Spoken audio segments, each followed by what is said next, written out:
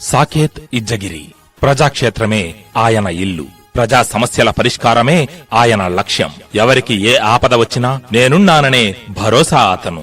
నాయకత్వం అంటే వారసత్వం కాదని అట్టడుగు స్థాయి నుండి స్వయం కృషితో ఎదుగుతున్నాడు.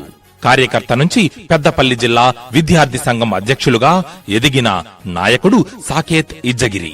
ఆయన పెద్దపల్లి జిల్లా రామగిరి మండల పన్నూరు గ్రామంలో జన్మించారు. ఆపద అంటే అందుబాటులో ఉండే నేస్తం అతను. ఎంతో మంది నిరుపేద విద్యార్థులకు చదువును అందించిన గొప్ప వ్యక్తి సాకేత్. ప్రతిపక్షమైన పాలకపక్షమైన నేను మాత్రం ప్రజాపక్షం అంటాడు సాకేత్ ఇజ్జగిరి. కరోనా కష్టకాలంలో ప్రాణాలను సైతం లెక్క చేయకుండా అయినా వారు పట్టించుకోలేని సమయంలో కరోనా బారిన పడ్డ అందరికీ శానిటైజర్, మాస్కులు అందించి వారికి ధైర్యం చెప్పి కరోనా కష్టకాలంలో రోజువారీ కూలీలకు నిత్యావసర సరుకులను రేయనక పగలనక ప్రతి ఒక్కరికి అందించిన ఘనత సాకేత్ది. విద్యార్థులకు ఏ సమస్య వచ్చినా ఎక్కడ ఏ చిన్న లోటు ఎదురైనా తాను ముందుండి ఆ సమస్యను పరిష్కారం అయ్యే వరకు కొట్లాడే నైజం ఉన్న నాయకుడు. తన ప్రశ్నకు పదును ఎక్కువ. ఎదుటివారు ఎంతటి వారైనా తనకు జవాబు ఇవ్వడానికి చెమటలు పడతాయి. చిన్న వయసులోనే తన జాతికి జరుగుతున్న అన్యాయాన్ని అరికట్టడానికి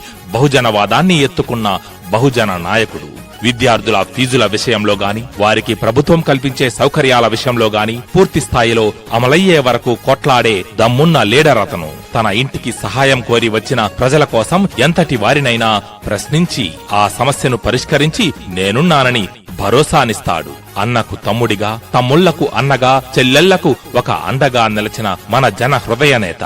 నేడు ఆయన జన్మదినాన్ని పురస్కరించుకొని పెద్దపల్లి జిల్లా ముద్దుబిడ్డ, బడుగు బలహీన వర్గాల ఆశాజ్యోతి, బీఆర్ఎస్ పార్టీ నాయకులు సాకేత్ ఇజ్జగిరి గారికి మిత్ర బృందం నుండి హృదయపూర్వక జన్మదిన శుభాకాంక్షలు.